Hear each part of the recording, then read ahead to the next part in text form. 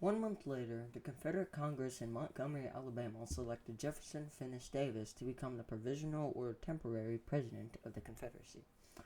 Now, obviously, it ended up being permanent, which is the reason why I'm making these videos.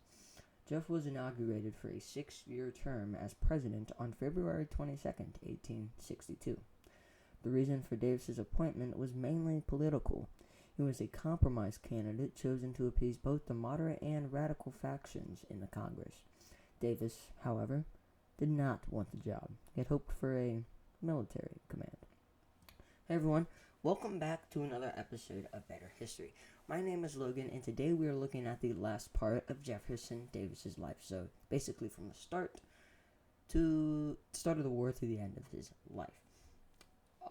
We are currently at 73 out of 150, which is a jump from last week, but this is the last video we're making until the end of the month. So, I thank you guys for the support and all these new subscribers. I hope you're watching and enjoying the videos.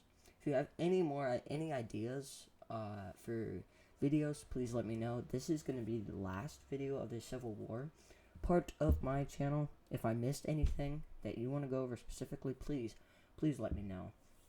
I just went over the main parts that a lot of people need to know. So yeah, if I missed anything, let me know. I make mistakes a lot. I'm still not an adult yet, so mistakes are normal for me. Last thing, if you want to support my channel, donate at this link here, and let's not waste any more time. Thank you. Okay, so initially, Davis was a popular president amongst the Southern people.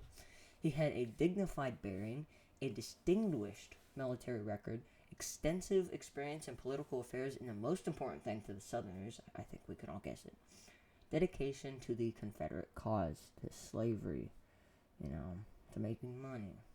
That's what we think of that stuff.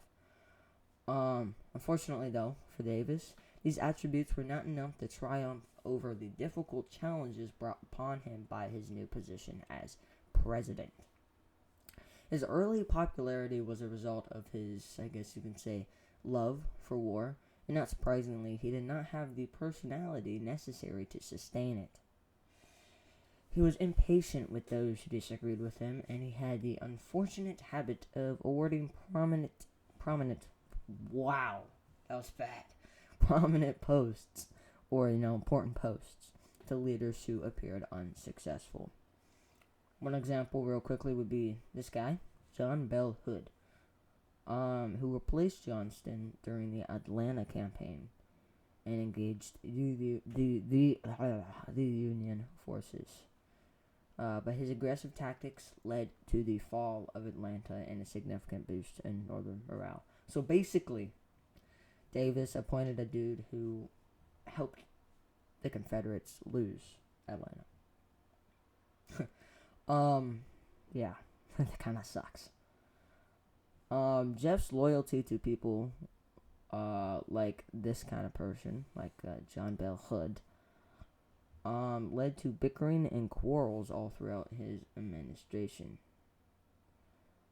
In addition, he was taken over by a chronic illness, which we went over in the last episode, malaria. His first wife, Sarah, oh god, I can remember it. Come on.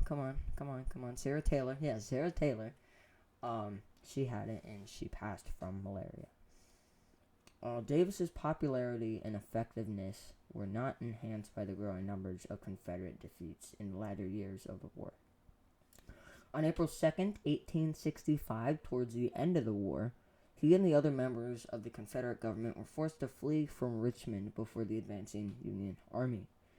The Confederate president was captured by Northern soldiers near Irwinville, Georgia on May 10th, 1865.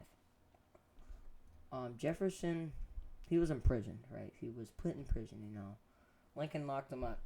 Going to jail, buddy. He was in prison at Fort Monroe, Virginia for 2 years. A lot of people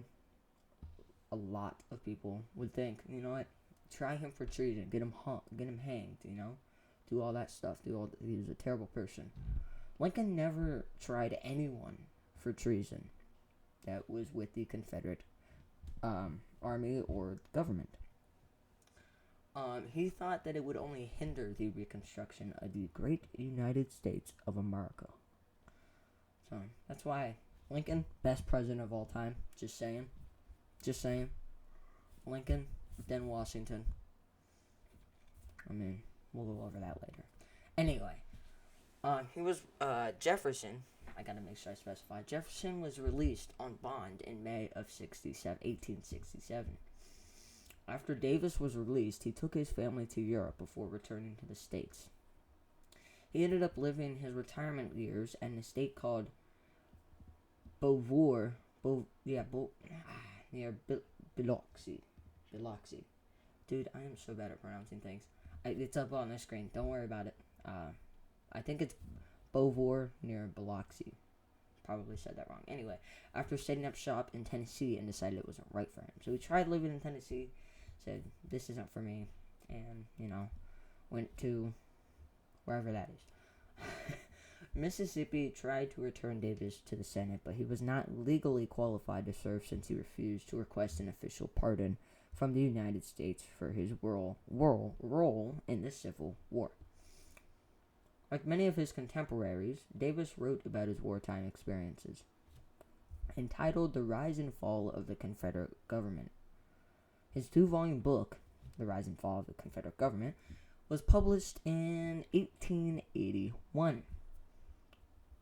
Jefferson Davis died in New Orleans, however you want to pronounce it, Louisiana, on December 6, 1889. Thank you guys so much for watching. That's the end of our Civil War stuff.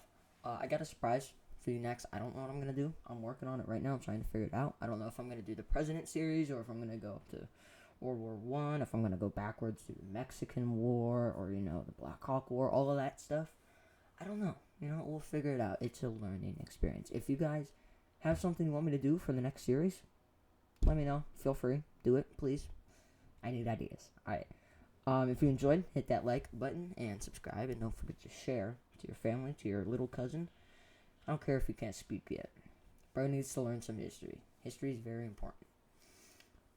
If you'd like to help my channel grow, please donate to this link on the screen. It'll be in the description too. I won't forget it this time. You know the drill. Day or night. Have a good one.